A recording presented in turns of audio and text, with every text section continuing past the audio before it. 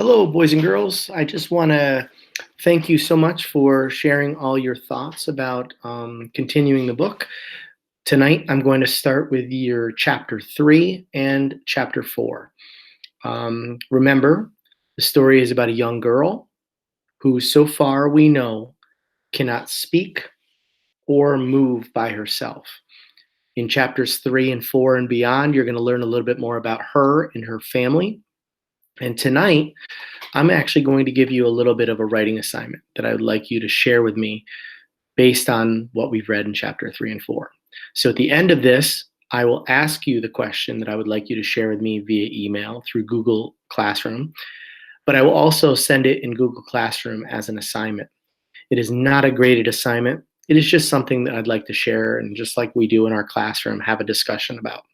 So I look forward to hearing your responses, and I hope you enjoy chapters 3 and 4. I guess I figured out I was different a little at a time, since I never had trouble thinking or remembering. It actually sort of surprised me that I couldn't do stuff, and it made me angry. My father brought home a small stuffed cat for me when I was really little, less than a year old. It was white and soft, just the right size for chubby baby fingers to pick up. It was sitting in one of those baby carriers on the floor, strapped in and safe as I checked out of my world in the green shag carpet and matching sofa. Mom placed the toy cat in my hands, and I smiled. Here, Melody, Daddy brought you a play pretty. She cooed in that high pitched voice that adults with children. Now, what's a play pretty? And if it's not hard enough figuring out real stuff, I have to figure out the meaning of made up words. But I loved the soft coolness of the little cat's fur. Then it fell on the floor. Dad placed it back in my hands for a second time. I really wanted to hold it and hug it, but it fell on the floor once more. I remember I got mad and started to cry. Try again, sweetie, Daddy said, sadness decorating the edges of the words. You can do it. My parents placed the cat in my hands again and again. But every single time, my little fingers could not hold it, and it tumbled back down to the carpet. I did my own share of tumbling on that rug. I guess that's why I remember it so well. It was green and ugly when you look up at it really close. I think shag carpeting was outdated before it was even born. I had lots of chances to figure out how the threads of rug are woven as I lay there waiting for someone to pick me up. I couldn't roll over. So I was just an irritated me. The shag rug, the smell of spilled sour soy milk in my face until I got rescued. My parents would prop me up on the floor with pillows on either side of me when I wasn't in my baby seat. But I'd seen a sunbeam coming through the window. I turned my head to watch the little dust things that floated in it. And bam! I'd be face first on the floor. I'd shriek. One of them would pick me up, quiet me, and try to balance me better in the cushions. Still, I'd fall again in a few minutes. But then Dad would do something funny, like try to jump like a frog we were watching on Sesame Street, and it would make me giggle, and I'd fall over again. I didn't want to fall or even mean to. I couldn't help it. I had no balance at all. None.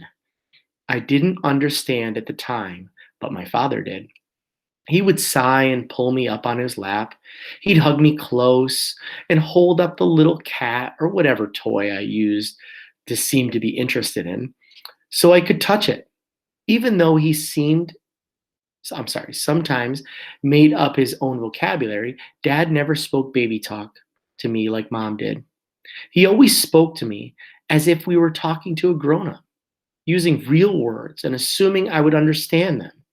And he was right. Your life is not going to be easy, little Melody, he'd say quietly. If I could switch places with you, I'd do it in a heartbeat. You know that, don't you? I just blinked. but I got what he meant. Sometimes his face would be wet with tears. He'd take me outside at night and whisper in my ear about the stars and the moon and the night wind. The stars up there are putting on a show for you, kid, he'd say. Look at that amazing display of sparkle. And feel the wind? It's trying to tickle your toes. And during the day, he would sometimes take off all of the blankets that my mother insisted I be wrapped up in and let me feel the warmth of the sun on my face and my legs. He had placed a bird feeder on our porch. We would sit there together as the birds darted in and picked up seeds one at a time. The red one is a cardinal, he would tell me. The one over there, that's a blue jay. They don't like each other much. And then he'd chuckle. What Dad did most was sing to me. He has a clear voice that seems made for songs like Yesterday and I Wanna Hold Your Hand. Dad loved the Beatles. Now, there's no figuring out parents and why they like stuff. I've always had very good hearing. I remember listening to the sounds of my father's car as he drove up the street, pulling into the driveway and rustling in his pockets to find his house keys. He tossed them on the bottom step. Then I'd hear the sound of the refrigerator door open twice. The first time, he'd get something cold to drink. The second time, he'd search for a huge hunk of Munster cheese. Dad loved cheese.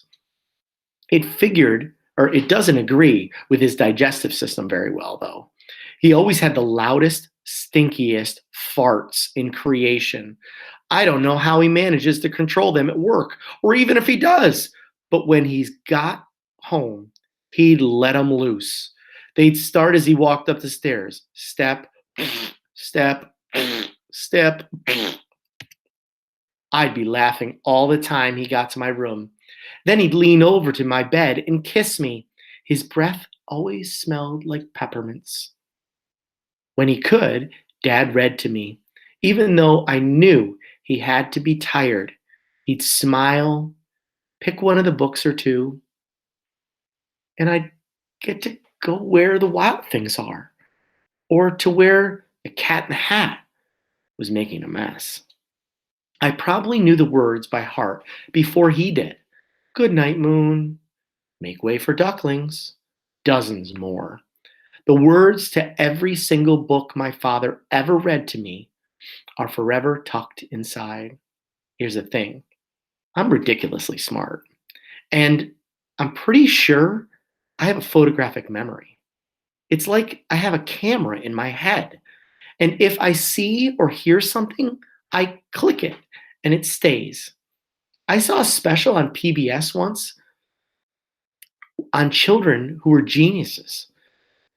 The kids could remember complicated strands of numbers and recall words and pictures in correct sequence and quote long passages of poetry. So can I. I remember the toll-free number from every infomercial and the mailing addresses of websites too. If I ever needed new sets of knives or the perfect exercise machine, I've got the information on file. I know the names of the actors and actresses of all the shows, what time each program comes on, which channel, and which shows are repeats. I even remember the dialogue from each show and the commercials in between. Sometimes I wish I had a delete button in my head. I have a television remote control clicker attached to my wheelchair, very close to my right hand. On the left side, I have a remote for the radio. I have enough control in my fist and thumbs to push the buttons so I can change the station. And I'm really glad for that. 24 hours of bid time wrestling or home shopping station can drive a person nuts. I can adjust the volume and even play DVDs if someone had popped them in the player for me.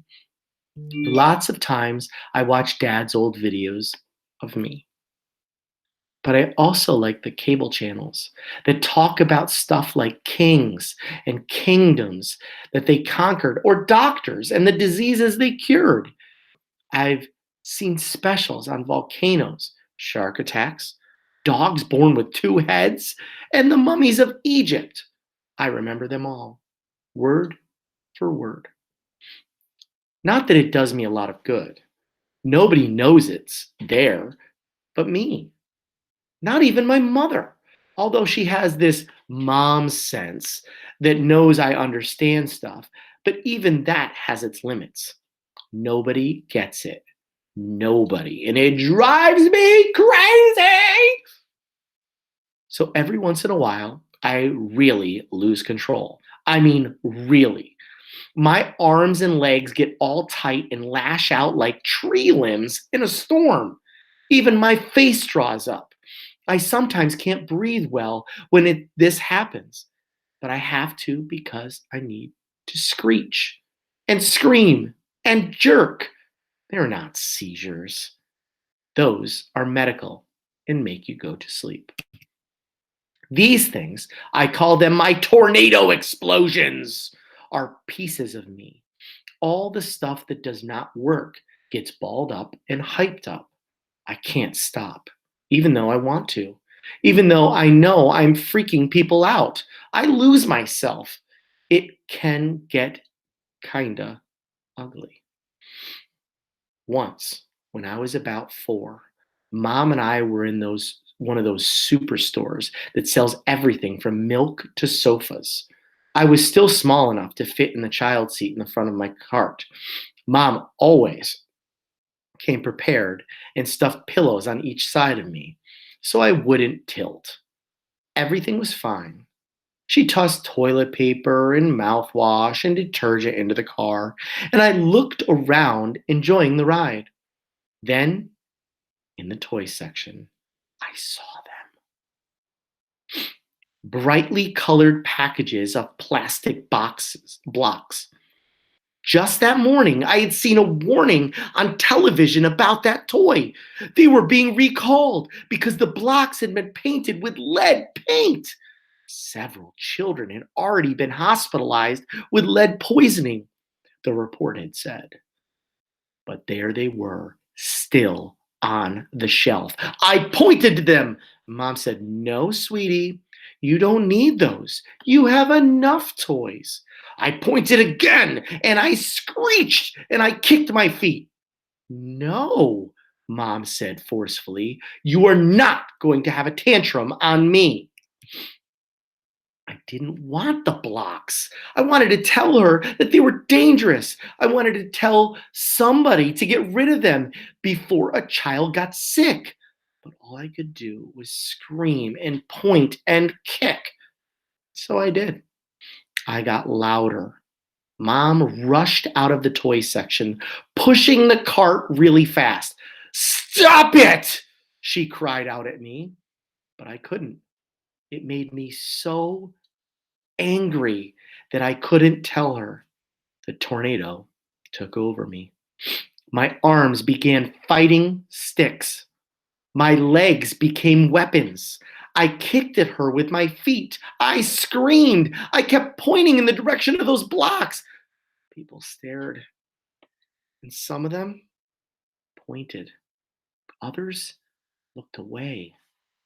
Mom got to the door of the store, yanked me out of the cart, and left it with all of her selections sitting there. She was almost in tears when she got to the car. As she buckled me in her seat, she almost screamed at me, "What is wrong with you?" When she knew the answer to that one, but she knew that was not my usual behavior. I gulped, sniffed, and finally calmed down. I hope the people at the store watched the news. When we got home, she called the doctor and told him about my crazy behavior. He sent a prescription for a sedative, but Mom didn't give it to me. The crisis was over by then. I don't think Mom ever figured out what I was trying to say that day. Chapter 4. Doctors? Where do I start? Doctors really don't get me. Mom's a nurse, so I guess she speaks their language, but they sure don't know how to talk to me. I've seen dozens of doctors in my life who all try to analyze me and figure me out. None of them can fix me. So I usually ignore them and act like the retarded person they think I am. I paste on a blank look and focus on one wall and pretend their questions are too hard for me to understand. It's sort of what they expect anyway. When I turned 5, it was time to think about enrolling me in school. So my mother took me to a doctor whose job it was to figure out how smart I was. She wheeled me in, locked the brakes so my wheelchair would not roll, and made sure my lap strap was fastened. When my seatbelt comes undone, and it does every once in a while, I slide out of the wheelchair like a piece of wet spaghetti. The specialist was a very large man. The bottom button of his shirt had come undone, and his stomach poked through above his belt. Gross! My name is Dr. Hughley, he said in a booming voice. For real, I can't make this stuff up. We're going to play a game today, okay? I'll ask you some questions, and you get to play with the toys here. Won't that be fun? I knew it would be a long, long hour. He brought out a stack of well used, hopefully not lead tainted wood blocks, then leaned in so close to me I could see the pores on his face. Gross! Can you stack these in order according to size? He said loudly and slowly, as if I were hard of hearing or really stupid. But who was being stupid? Didn't he know I couldn't grab the blocks? Of course I knew which block was bigger than the other, but I couldn't stack them even if he paid me money. So I just took my arm and swept all of them onto the floor. They fell with a wooden clatter, and I tried not to laugh as he picked them up. He breathed really hard as he reached for them. Next, he held up a glossy 8 by 10 card with different colors painted on each one. Tell me whether you see the color blue, Melody, he said in that voice that told me he thought I was a waste of time. When the blue card showed up, I pointed to it and made a noise. Buh! I said. Marvelous, tremendous, stupendous, he shouted. He praised me like I had just passed the test to get into college. If I could have rolled my eyes, I would have. Then he showed me green. So I kicked and made a noise, but my mouth couldn't make the G sound. The doctor looked disappointed. He scribbled something on his clipboard, pulled out another stack of cards, and then said loudly, I'm going to ask you some questions now, Melody. These might be hard, but do your best, okay? I just looked at him and waited while he placed the first sets of cards in front of me. Number 1. Which one of these is not like the other? Did he get this stuff from Sesame Street? He showed me pictures of a tomato, a cherry, a round red balloon, and a banana. I know he was probably looking for the balloon as an answer, but that just seemed too easy. So I pointed to the banana because the first 3 were round and red, and the banana was not. Dr. Hughley sighed and scribbled more notes. Number 2, he said. He showed me 4 cards. This time they were pictures of a cow, a whale, a camel, and an elephant. Which animal gives birth to a calf? Now, I watch Animal Planet all the time. I know for a fact that all of the animals that he had pictured had babies called calves. I thought doctors were supposed to be smart. What to do? I hit each picture slowly and carefully. then did it once more just to make sure he understood I didn't. I don't think he did. I heard him mumble cow as he wrote more notes. It was clear he was giving up on me. I noticed a copy of Goodnight Moon on his shelf, and I think it was written in Spanish. It was called Buenas noches, Luna. That would have been fun to look at, but I had no way of telling him I'd like to see the book. After watching Sesame Street and Dora the Explorer a million times and sitting for hours watching the Spanish channels, I could understand quite a bit of Spanish if it was spoken slowly enough. And at least enough words to read the title of the book. I never thought to ask, or he never thought to ask me about that, of course. I knew the words and the melodies of hundreds of songs and symphonies exploding in my head with no one to hear it but me. But he never asked me about music. I knew all the colors and all the shapes and all the animals that children my age were supposed to know, plus lots more. In my head, I could count to 1,000 forward and backward. I could identify hundreds of words on sight, but all of that was stuck inside.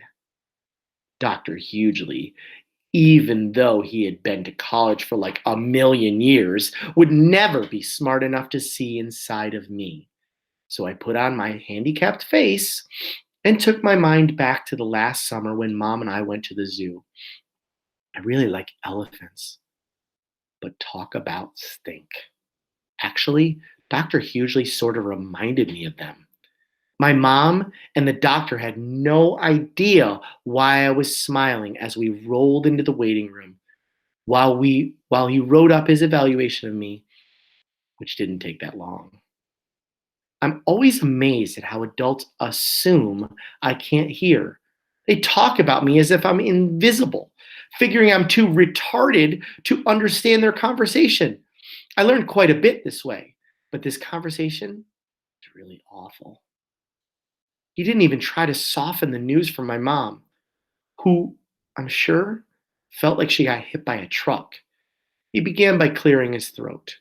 Mrs. Brooks, he then said, it is my opinion that Melody is severely brain damaged and profoundly retarded.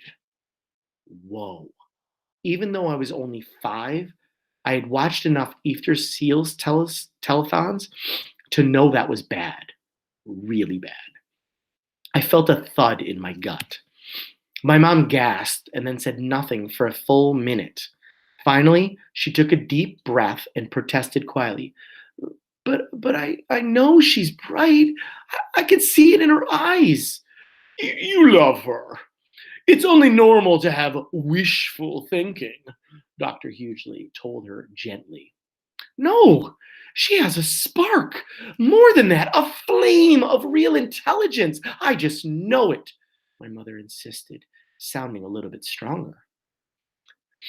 It takes time to accept the limitations of a beloved child. She has cerebral palsy, Mrs. Brooks. I know the name of her condition, doctor, my mother said with ice in her voice. But a person is so much more than a name on the diagnosis of a chart. Good try, Mom, I was thinking, but already her voice was losing its edge, melting into the mushiness of hopelessness. She laughs at jokes, my mother told him, the ice in her voice replaced by desperation. Right at the punchline! Mom's voice faded when she sang sounded ridiculous, even to me, but I could see she just couldn't find the words to explain her gut feelings that some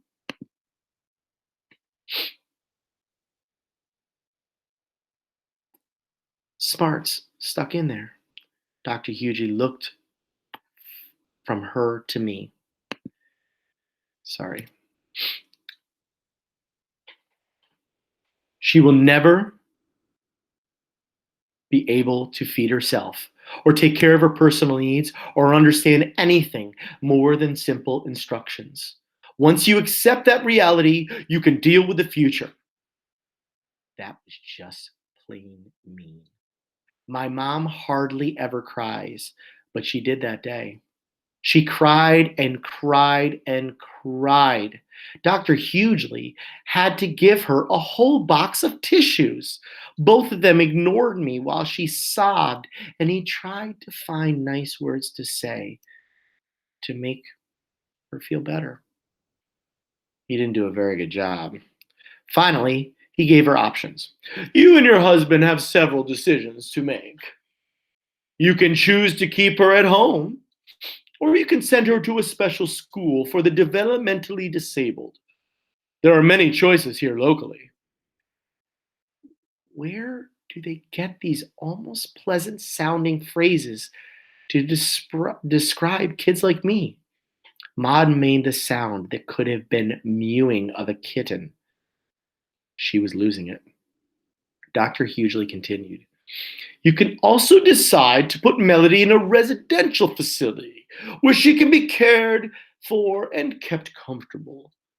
He pulled out a colorful brochure with a smiling child in a wheelchair on the cover and handed it to my mom. I trembled as she took it. Let's see, the doctor said. Melody is 5 now. That's a perfect age for her to adjust to a new environment. You and your husband can get on with your lives without her as a burden.